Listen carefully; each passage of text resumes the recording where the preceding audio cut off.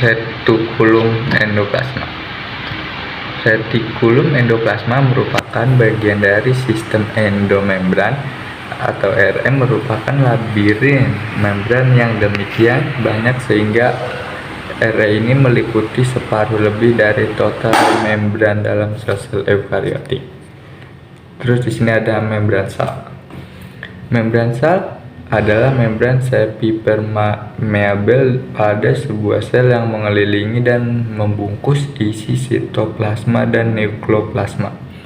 Membran sel memisahkan sel dari cairan interstitial dan sekitarnya. Terus di sini ada nukleus. Nukleus atau inti sel dari organel sel yang berfungsi mengatur seluruh kegiatan sel.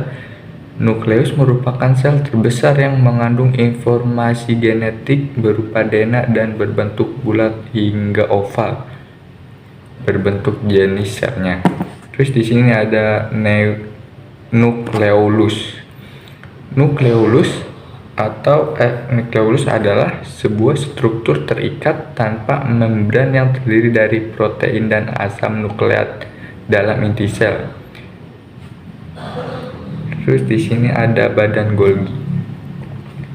Badan Golgi adalah organel yang dikaitkan dengan fungsi ekskresi sel, dan struktur ini dapat dilihat dengan menggunakan mikroskop cahaya biasa. Organel ini terdapat hampir di semua sel eukariotik dan banyak dijumpai pada organ tubuh yang melaksanakan fungsi ekskresi, misalnya ginjal. Terus di sini mitokondria.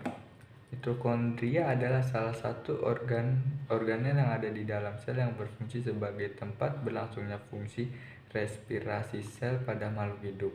Selain fungsi selular lainnya seperti metabolisme, asam lemak, transduksi sinyal selular, homeostasis kalsium dan lain.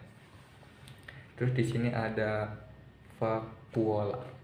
Vakula merupakan tempat penyimpanan bagi sel. Vakula menyimpan berbagai zat dari mulai molekul organik hingga molekul anorganik. Contohnya adalah air, ion, berbagai nutrisi, enzim, dan juga pigmen. Terus di sini ada lisosom. Lisosom sendiri merupakan organ dalam sel tubuh yang berfungsi mencerna senyawa seperti karbohidrat serta protein. Nah, untuk menjalankan fungsinya dengan baik, lisosom membutuhkan enzim tertentu.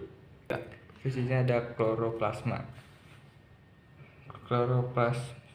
Kloroplasma merupakan organ sel yang berfungsi sebagai tempat berlangsungnya proses fotosintesis.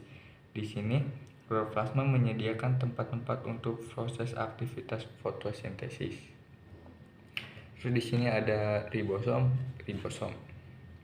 Itu merupakan salah satu organel yang tidak memiliki membran, akan tetapi berperan penting dalam proses sintesis, yang mana ribosom berfungsi efektif dalam menerjemahkan mRNA yang akan berubah menjadi protein.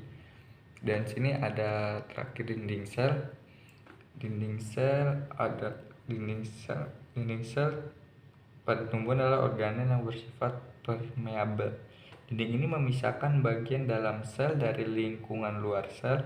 Selain itu, dinding sel juga berperan untuk menjaga bentuk sel dan sebagai perlindungan untuk organel lainnya di dalam sel.